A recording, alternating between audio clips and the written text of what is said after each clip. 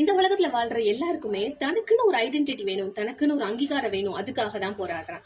அந்த போராட்டத்து கூட இந்த சமூகத்தின் பேரால தடுக்கிறீங்களேடா, என்னடா சமூகம் இது அப்படின்னு சொல்லக்கூடிய படம் தான் இன்னைக்கு பார்க்கக்கூடிய படம். அது என்ன படம்ங்கிறத இந்த வீடியோல மறக்காம ஃபுல்லா பாருங்க.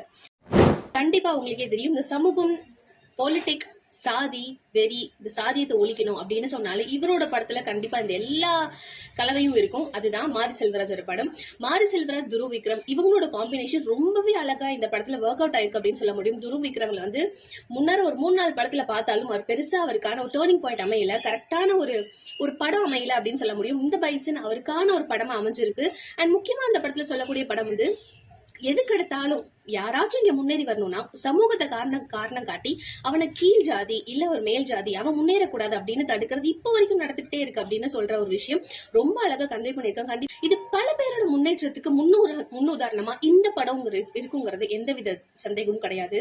ஒருத்தன் தான் ஆசைப்படுறான், தான் ஆசைப்படுற எல்லை வரைக்கும் போகணும், தான் ஆசைப்படுற உச்சத்துக்கு அடையணும், ஒன்னும் இல்லைங்க, கபடி விளையாடணும்னு ஆசைப்படுறான். தான் ஊர்லயே அந்த ஒரு கட்டுப்பாடு, தான் ஊர்லயே ஒரு கடவுளுக்கான ஒரு போட்டி, இது உன் கடவுள், இது ஏன் கடவுள் அப்படின்னு சொல்லி அதை தாண்டி அவன் என்ன ஜாதி, நீ வந்து தாழ்ந்த ஜாதியாச்சே, நீ தான் எல்லா தப்பும் பண்ணிருப்ப, நீ எப்படி முன்னேறி போலாம், ஒன்னதான் ஃபர்ஸ்ட் தடுக்கணும் அப்படின்னு சொல்லக்கூடிய விஷயம் ஆகட்டும். அதே மாதிரி தன்னோட கீழ் ஜாதி சமூகத்துல இருந்து ஒரு பையன் வந்தாதான் பின்னாடி நிறைய பேர் வருவாங்க அப்படின்னு சொல்லக்கூடிய ஒரு முன்னுதாரணமா இந்த படம் ரொம்ப ரொம்ப அழகா அமைஞ்சிருக்கு. கண்டிப்பா அந்த படம் பாருங்க. அண்ட் பாக்குற எல்லாருக்குமே வந்து பல பேர் அவங்க வாழ்க்கையில ஸ்ட்ரகிள் ஃபேஸ் பண்ணிட்டு இருக்கீங்க, எல்லாருமே வந்து என்னோட பின்னாடி காலை இழுக்கிறாங்க அப்படின்னு உங்களுக்கு தோணுச்சுன்னா இந்த படம் உங்களுக்கு ரொம்பவே ஒரு பூஸ்டப்பான ஒரு படமா இருக்கும்.